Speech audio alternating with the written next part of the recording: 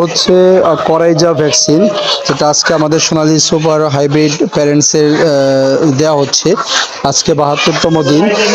তো এটা আপনি কয়েকভাবে দিতে পারেন।